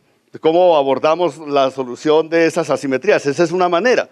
La otra es la discusión de la seguridad, quienes dicen en una situación de post-acuerdo hay que asegurarse que las fuerzas del Estado van a tener una presencia en esos territorios porque la han tenido muy esporádicamente. Bueno, esa es la segunda dimensión. La tercera es la de la democracia. Y yo en ese tema creo que Colombia debe revisar un poquito el modelo que tiene de representación de los territorios en el sistema político nacional. Particularmente yo creo que, si miramos, avancemos un momentito estos temas, si uno mira la crisis humanitaria, estas líneas son de las de pobreza de antes, ya ahora es pobreza multidimensional y bueno. Pero solo traje estos cuadros para mostrar un elemento que todos conocemos. Y es que cuando uno mira en general la situación de las regiones en términos de infraestructura, de acceso a agua potable, saneamiento, asistencias técnicas a los productores rurales en general, temas de la crisis social se encuentra con esto, que hay un país de 2 pisos. O sea, hay un poco de departamentos enteros que están por fuera de todos los circuitos, digamos, de acceso a los derechos, por decirlo en el lenguaje del profesor Cifuentes. Entonces, mientras que otros tenemos un desarrollo relativo superior, digamos, en cuanto a lo que podrían ser las redes de prestación de servicios, los bienes públicos en general y las condiciones para el desarrollo de la vida social, económica, cultural. Entonces, hay una asimetría profunda. Pero esa simetría, pasemos por favor a la siguiente diapositiva, la siguiente. Estos son temas de pobreza. Esta es la representación política de los territorios. Y entonces, claro, uno le podría decir, el profesor Robert Dahl podría decir, no, pues claro, es que hay territorios que tienen menos pobladores y otros que tienen más, y entonces es normal que Bogotá, Cali, Medellín se queden con casi todo el Congreso y que haya 15 departamentos que no tengan ni siquiera el 15% de la representación en las dos cámaras. Eso más o menos es normal si uno aplica un principio demográfico, pero si aplica un principio de integración territorial, de integridad territorial, la solución no puede ser esa. Entonces yo creo que ahora se está identificando este problema por el resultado del Senado, y el Congreso está discutiendo justamente hoy si van a crear una figura de un senador para cada departamento o no, lo cual yo apoyo, pero no me parece que sea la solución más técnica, pero me parece que a nada eso. La lógica colombiana es que en la Cámara de Representantes hay 2 representantes por, digamos, obligatorios, mínimo básico, y de ahí para allá uno por cada 250.000 habitantes. La conclusión es que prima el criterio demográfico y que en general 15 departamentos no alcanzan a tener el 20% de la Cámara de Representantes. Entonces mi pregunta es, ¿cómo van ellos, qué capacidad de negociación tienen estas regiones para discutir el plan de desarrollo, para discutir la ley de presupuesto, para discutir la ley de regalías, para discutir en general los planes de inversiones en los territorios? Me parece que ahí hay una asimetría que se corrige muy fácil en algunos estados, por ejemplo el modelo estadounidense o muchos otros, que consiste en que hay que mantener una cámara política, es decir, donde las mayorías urbanas se juegan, una cámara, un senado, por ejemplo, con circunscripción nacional. Allí, ¿quién gana las elecciones? Los partidos mejor organizados, los que pueden pasar el umbral, seguramente los que están en el mundo urbano. Y usualmente se busca que la otra cámara represente más auténticamente los territorios, de tal manera que la otra cámara sea una manera de compensar un poco la regla de la mayoría en los territorios, porque estos territorios no, si los ponemos a depender de la regla de la mayoría, nunca van a tener la capacidad de negociación para romper estas asimetrías. Entonces me parece que es importante, lo que quiero criticar un poco es esto, que el acuerdo habla de circunscripciones territoriales para las regiones más golpeadas. Bueno, Antioquia es una de las más golpeadas y es la que más representación tiene. Y no estoy diciendo que las zonas rurales de Antioquia no deban tener una representación, pero quisiera decir solamente sin criticar, porque el acuerdo tiene ese principio de darle más representación a los territorios. Me parece que podríamos buscar una solución de más fondo para el largo plazo de la paz, en el sentido de darle una mayor representación a los territorios en una de las cámaras y tener una cámara más territorial, una cámara más política, de tal manera que podamos articular los 2 principios de reforma por los que muchas y muchos de nosotros hemos trabajado en los últimos años en esa materia. Bien, esos son los puntos que quisiera mencionar y yo cierro acá por razón de, aquí hay un relojito muy bonito que me hicieron que dice que el tiempo se acabó. Muchas gracias. Primero que todo, un saludo a los panelistas, gracias. Quisiera impregnarme de ese optimismo que usted tiene, doctor Sergio, y es muy corto. Tenemos en el norte de Santander el caso de Gramalote. Llevamos mucho tiempo sin que se intervenga en ese municipio y usted nos habla acá de una nueva cara del Estado, de una reacción inmediata del gobierno. ¿Cómo vamos a hacer con esos antecedentes? Gracias. ¿Tu nombre y Edgar Niño, Universidad de Pamplona, norte de Santander. Hay un tema que a mi manera es clave y es el tema urbano. Y usualmente se está planteando una hipótesis de que buena parte de la periferia no ha sido, pues esta idea que está acá de que hay unas periferias que no tienen Estado, que no hay política pública y que han sido afectadas por el conflicto. Pero la transformación, digamos, de sociedad de los últimos 30, 40 años hace que los efectos del conflicto estén en las ciudades, que en el centro, Bogotá, Medellín, Cali, tengamos unas grandes periferias absolutamente victimizadas y revictimizadas, y en la tendencia que hay digamos, la discusión hace mucho énfasis en los territorios nacionales, en los territorios que se denominan periféricos territorialmente, pero buena parte del conflicto del país está concentrado también en esos escenarios urbanos. ¿Qué dinámica se podría pensar del punto, incluso del punto 2 de la política frente a ese escenario en el cual, por supuesto, admitirían una gran cantidad de asuntos que son grandes bodegas de conflictos que a veces uno siente que el escenario en el que se viene trabajando no los aborda y uno podría decir que no los va a abordar, pero eso es importante como que se referencie el tema urbano en ese escenario del punto 2. Buenos días. Eliezer Soto, sacerdote de la diócesis de Barranca Bermeja. En una de las ponencias de uno de ustedes hacían énfasis en que sin armas, las FARC o cualquier grupo armado son personajes muy activos de la vida política, se tornarían personajes muy activos de la vida política, en el sentido en que ya esa bandera no la llevarían por vía de las armas, sino por vía del ejercicio público de la política. Pero mirando lo poco que ha ocurrido en Colombia en torno a este proceso, como por ejemplo el hecho de que el actual alcalde de Bogotá plantea ubicar en ciertos sectores de Bogotá población víctima del conflicto, y la reacción de ciertos sectores de la sociedad frente a esto, me lleva a preguntar a mí, ¿será un reto muy fuerte el generar mayor voluntad social? Porque aparentemente todos manifiestan voluntad política o manifestamos esa voluntad, pero la cultura social, la cultura de democracia, esta sociedad civil que tenemos en Colombia, está dispuesta realmente a aceptar y acoger no solamente a los combatientes, sino a las víctimas. Porque es que en la reacción que hubo en Bogotá en muchos fue que estas personas, por ser, son ya personas indeseadas en ciertos sectores sociales. Entonces, estamos preparados y cómo vamos a asumir el reto para construir no solamente voluntad política, sino social en todos los sectores para acoger y permitir una democracia participativa. Buenos días, mi nombre es Betty Martínez, soy coordinadora de la MOE en el departamento del Quindío y quisiera preguntar cómo vamos a hacer para bajarle el nivel de confianza al proceso de paz en aquellas regiones donde hay una clara desconfianza frente a él. Siempre que nosotros hemos asistido a este foro y siempre que incluso que a estos foros y siempre que estamos promoviéndolo, acabamos nosotros con Tolipaz de venir de Chaparral, del foro regional que se realiza allá, nosotros Huipaz y Tolipaz participamos en ese foro, movilizamos a la sociedad, siempre queda la sensación, digamos, de insatisfacción porque falta, digámoslo así, mayor difusión. Y uno encuentra que se está en unos niveles altísimos en los contenidos de la negociación.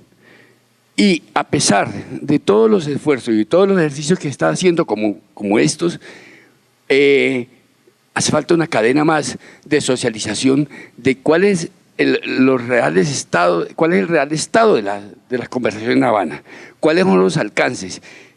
En regiones, por ejemplo, como el Huila, donde, como ustedes saben, ha habido un comportamiento electoral bastante, por lo menos desde el comportamiento bastante adverso a la construcción de iniciativas de paz, por razones, digamos, de que fuerzas políticas importantes adquirieron una gran mayoría.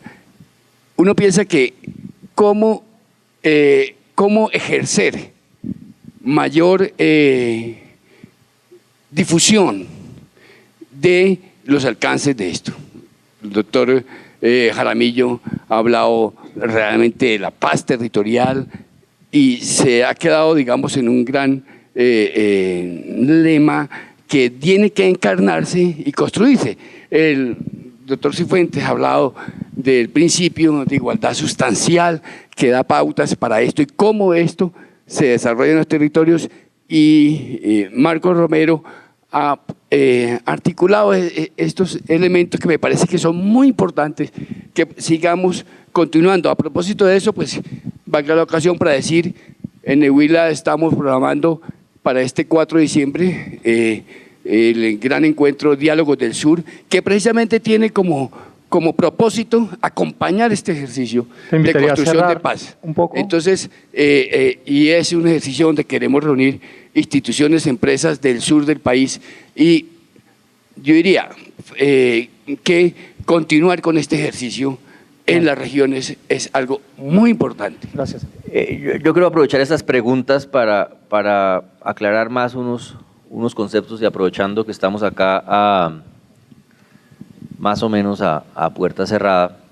Nosotros decimos siempre, una cosa es terminar el conflicto, otra cosa es construir la paz, pero eso no quiere decir que lo de La Habana solamente consista en el tema de las FARC, justamente no, justamente se acuerdan unos puntos, que es lo que dije, que a nuestro juicio están relacionados con el principio de no repetición y de sentar una base para la construcción de la paz.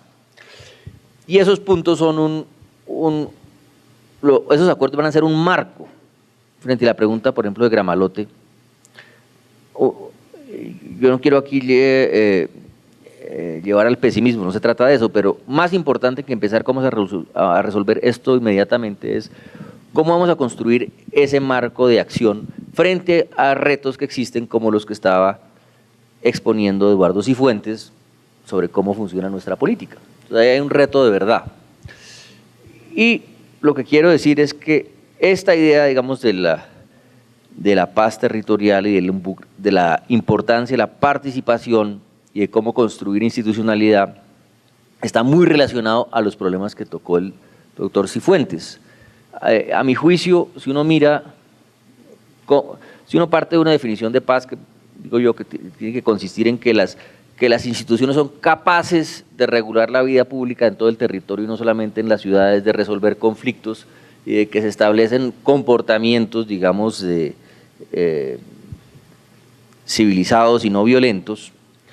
Cuando uno mira la literatura sobre estos problemas, se encuentra que más que en el tema clásico de posconflicto, que tiende a ocurrir en países con muy pocos recursos, con una muy fuerte intervención internacional, que trabaja con las comunidades, eso hay que hacerlo. Pero eso a mí me parece que no es el enfoque que más le conviene a Colombia. Tiene que ser un enfoque que está más en los problemas estructurales institucionales, y ahí es más relevante llamaría yo la literatura del desarrollo, y países que como nosotros han tenido y tienen todavía problemas de periferias marginadas y más marginadas porque la estructura del sistema político no permite que lleguen los bienes públicos y que haya un trámite adecuado de las demandas. Entonces eso ocurre, el mismo problema existe en Brasil, existe en Sudáfrica, existe en la India, etc. Y donde ha habido una solución eficaz ha sido sobre la base justamente de una movilización ciudadana abajo que está acompañada desde el gobierno central con unos programas que se refuerzan mutuamente, digamos, yo creo que esa es la idea central. Ahora, esto no puede hacerse en todas partes porque evidentemente hay unas limitaciones de recursos, uno no puede llegar en todo el territorio en una idea como de Papá Noel o como si fuera una piñata, bueno, ustedes qué quieren y acá lo vamos a hacer, porque eso no funciona así.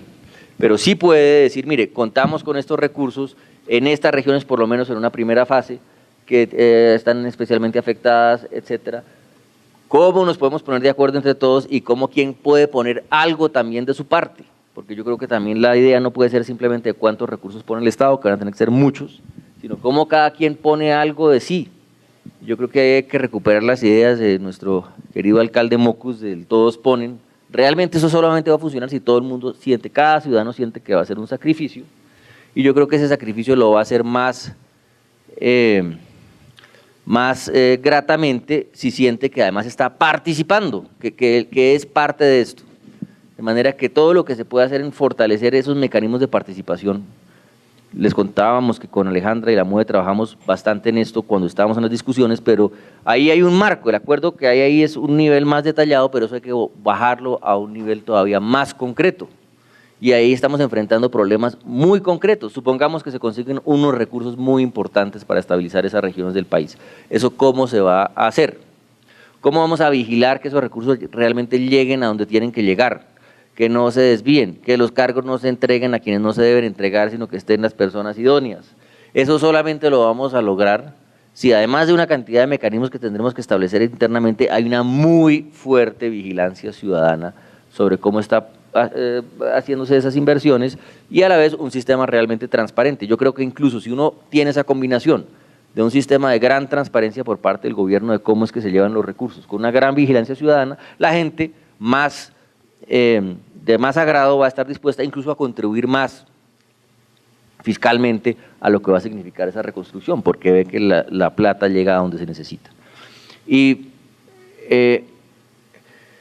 muy rápidamente las preguntas, entonces ese es el cómo en nuestra cabeza para preguntarlo de Gramalote. En el caso del mundo urbano, muy rápidamente, pues la visión del acuerdo es nuevamente lo que tiene que ver directamente con el conflicto. El mundo urbano está cada vez más al margen, pero es cierto que sufre los efectos del conflicto. Entonces la primera respuesta es, pues precisamente si estabilizamos el campo, vamos a lograr quitarle esa presión al mundo urbano. La solución del campo no puede pasar, eso lo muestran los estudios del Banco Mundial, no puede pasar por una esperanza de que migre toda la población al mundo urbano, no, hay que estabilizar, hay que volver productivo el mundo rural. Donde se ha reducido la pobreza en el mundo rural, básicamente ha sido porque se ha reactivado el campo, no porque ha migrado a la ciudad. Entonces, mientras más hagamos en el mundo rural, más vamos a poder contribuir a la estabilización del mundo urbano. Y por último, en el tema de la difusión, que preguntaban tanto en el caso del Quindío como dejo aquí mi doctor Cifuentes su pregunta sobre el carácter político de estos señores, y por qué esto no se difunde más. Pues más allá de reconocer nuestra propia incompetencia en comunicación y que el gobierno no ha sabido explicar suficientemente y estamos haciendo esfuerzos y saliendo a las regiones y en fin, pero nada de eso alcanza. Sí hay que hacerse una pregunta sobre por qué no resuena suficientemente en el mundo urbano todo esto. Y ese es el reto mayor que tenemos. El reto mayor que tenemos, yo voy a contar una anécdota acá muy rápidamente, no quiero extenderme, hablando con un excomandante de las Fuerzas Militares de Chile hace 2 meses, que fue quien hizo la gran reforma, la modernización de las Fuerzas Militares de Chile, que no era una cosa de poca monta después del régimen de Pinochet.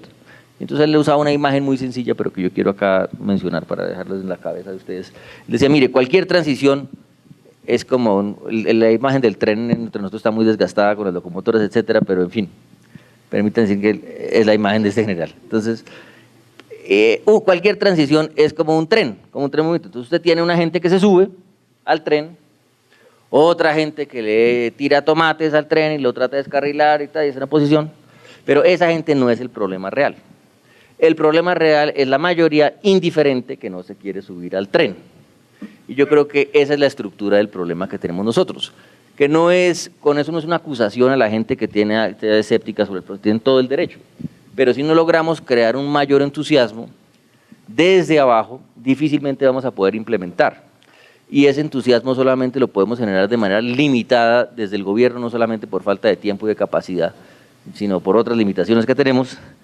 Y con eso lo digo es para invitarlos justamente porque esos foros regionales que mencionó nuestro amigo del Huila, están ayudando a eso, a mover esa discusión en las regiones sobre esto, cómo se va a hacer.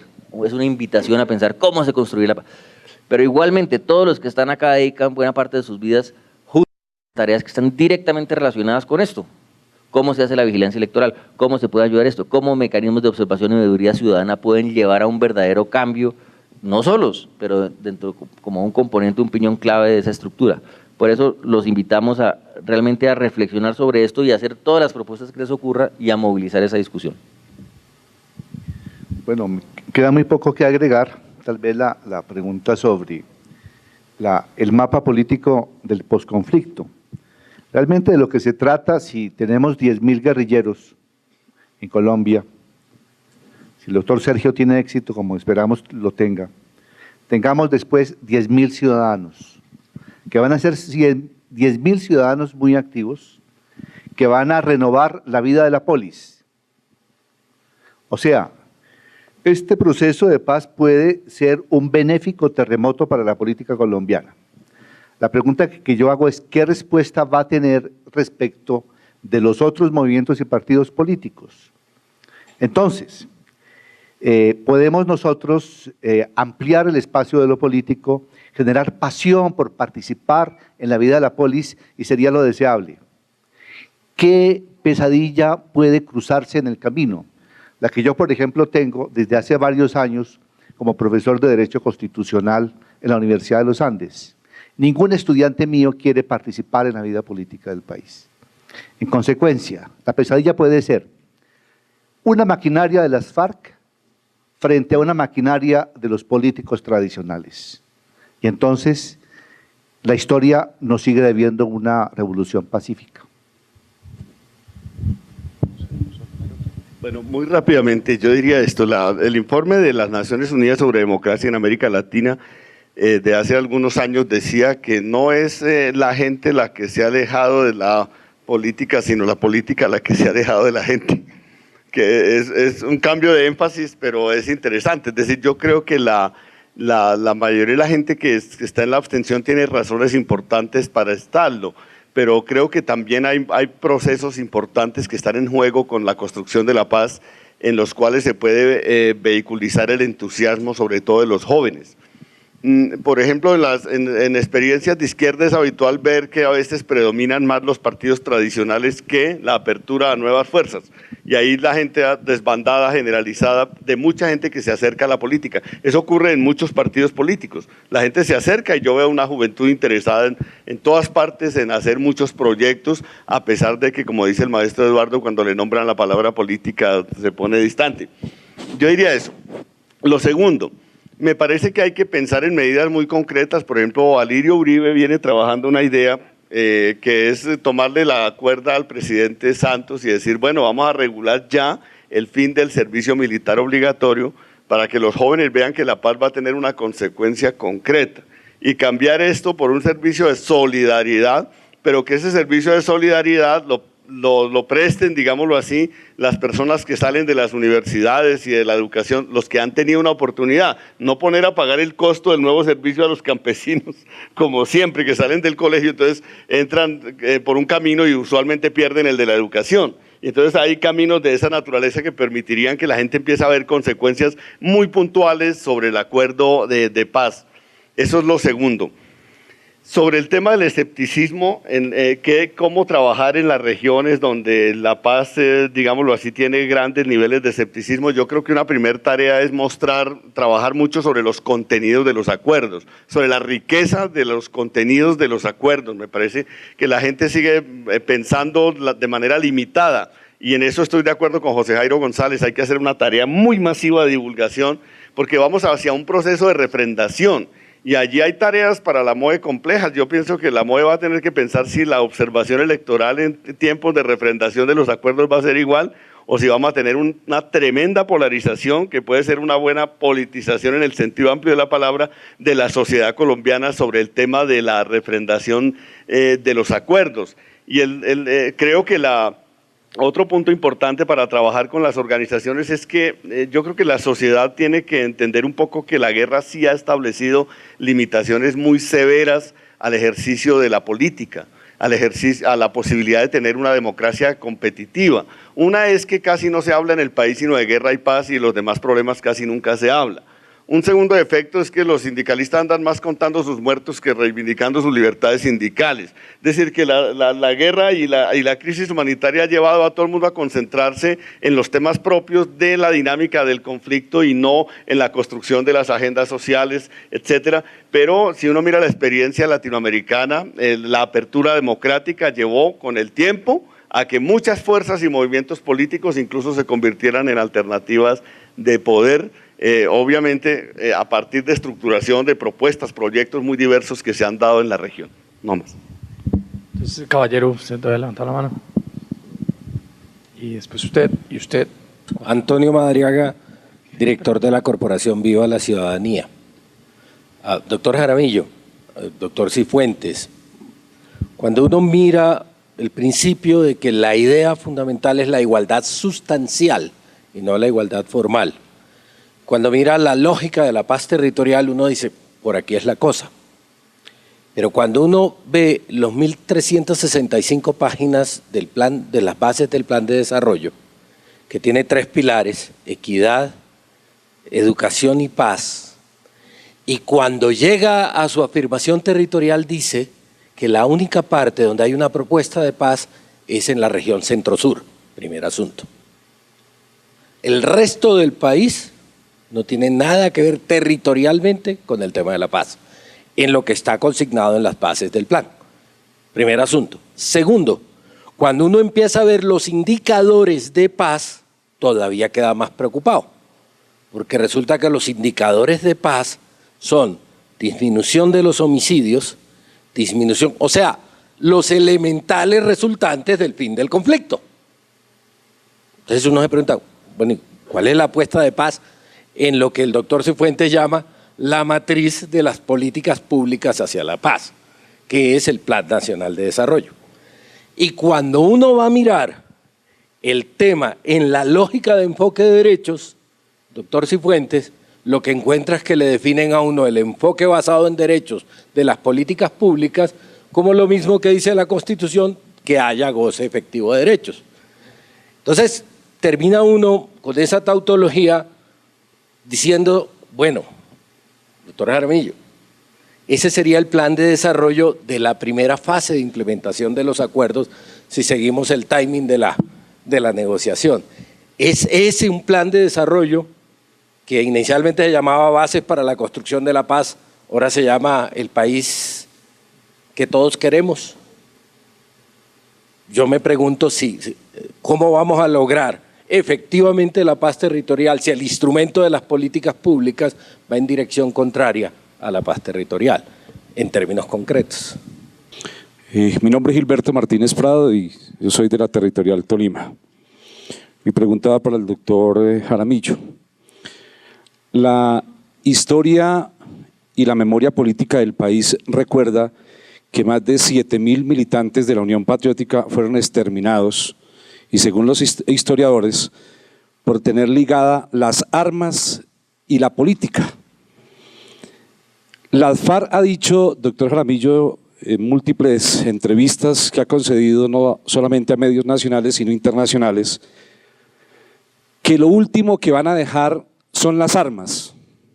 Pero usted habla acá del ingreso de un periodo de transición de 8 años para que entren a la vida política las FARC y participen en el ejercicio que están construyendo o que está construyendo de democracia. ¿Cómo garantizar que no vaya a suceder lo del pasado, esa historia política con la Unión Patriótica, si cada una de estas personas ingresan en las regiones o en el escenario nacional a la política? Pregunta Antonio sobre el Plan Nacional de Desarrollo. Entonces, lo primero que hay que decir es que el plan pretende sentar unas primeras bases para la construcción de la paz, pero el plan no incorpora todo lo que está en los acuerdos. Eso depende de que lleguemos al fin de una negociación, de que se aclaren una serie de detalles. Entonces hay que encontrar el justo medio entre sentar unas bases que permiten hacer las cosas, entendiendo que no puede estar todavía todo ahí. Eso es un reto importante. Yo no tenía claro el detalle que menciona de lo de las regiones, me parece muy particular y voy a averiguar que solamente aparezca una. Pero sí estoy muy de acuerdo con su preocupación sobre cuáles van a ser los indicadores y que no abusemos de la palabra paz para lo que no es o lo que no solamente es una parte de. Pero me sorprende porque yo sé que planeación está en una lógica justamente de tener un plan de desarrollo mucho más territorializado, mucho más enfocado en resultados en el territorio en lugar de cifras macro, que yo creo que son responsables por parte de los problemas de política pública histórica nuestra, que pensamos que estamos bien en el promedio, pero que en la realidad cuando uno mira abajo la cosa es distinta. Pero yo tomo nota de todo lo que usted está diciendo. Quería aprovechar esta pregunta del Tolima para decir dos cosas rápidamente y pedirles permiso para salir. Aquí hay que aclarar los conceptos. Lo primero es que cuando nosotros hablamos de yo he hablado de una transición de 10 años, ¿ahí de qué se está hablando? Es de un periodo que se imagina uno como el necesario para poner en marcha, discutir, implementar los acuerdos, las transformaciones que surgen de esos acuerdos. Tiene toda la razón Marco Romero, no hemos hecho un buen trabajo de explicar la riqueza que tienen esos acuerdos. Esos acuerdos van a llevar a transformaciones muy importantes, además costosas, que hay que explicarle al país para ganar su apoyo. Eso es cierto. Pero eso no quiere decir en ningún momento que es que durante todo ese tiempo los señores de las FARC se van a quedar en armas. Absolutamente no. Justamente por eso es que hay un punto tercero en la agenda que se llama fin del conflicto, que en la fase secreta fue el de mayor discusión, que tiene una estructura muy clara. Dice, se llama fin del conflicto, dice proceso integral y simultáneo, que comienza con cese al fuego bilateral y definitivo, luego dejación de armas y reincorporación a la vida civil, luego situación en las cárceles, garantía de seguridad, etcétera, y dice que este proceso comienza con la firma del acuerdo. Entonces, la estructura del acuerdo Yo hablaba el otro día en un escenario sobre la importancia de entender esos acuerdos como unos pactos entre el gobierno y las FARC, pero un pacto también de todo el país que referende esto. Y la estructura de ese pacto es: firmamos, usted comienza a cumplir y yo comienzo a cumplir. ¿Y usted comienza a cumplir cómo? Usted comienza a cumplir con su proceso de dejación de armas. No hay ninguna posibilidad de que usted, señor, se va a quedar en armas vigilando mi cumplimiento. Eso lo va a tener que hacer un tercero. Vamos a tener que montar una estructura muy creíble de verificación, de seguimiento con sociedad civil, con el gobierno, con un componente sin duda internacional. Pero la estructura de esto es: usted cumple y yo cumplo. Claro, yo tengo que darle garantías. Volvemos a la pregunta de la UP, que es una pregunta que el gobierno toma muy seriamente, y por eso en el acuerdo del punto 2 hay un primer acuerdo sobre un sistema de seguridad para participación en política muy extenso, que además no es solamente para los señores de las FARC si ingresan a la política, sino para todos quienes participan en política. Pero hay que ir mucho más allá, hay que pensar en un nuevo concepto de seguridad territorial para esa fase post-acuerdo. En eso se está trabajando y hay que trabajar más. Hay que pensar mejor en los roles y misiones de nuestras fuerzas militares, de la policía. En eso está trabajando el Ministerio de Defensa, el general Naranjo, la presidencia, nosotros mismos. Pero sí quiero insistir mucho en la estructura de ese pacto, y es: si llegamos a un acuerdo, firmamos, usted tiene que empezar a cumplir con su dejación de armas, y yo, como gobierno, como Estado, dándole la protección necesaria, pero además poniendo en marcha la implementación de todas estas cosas que hemos descrito el día de hoy. Yo tengo lamentablemente que salir corriendo a una reunión en este instante, pero les agradezco mucho esta invitación. Un gusto verlo, doctor Eduardo, don Marco. Bueno.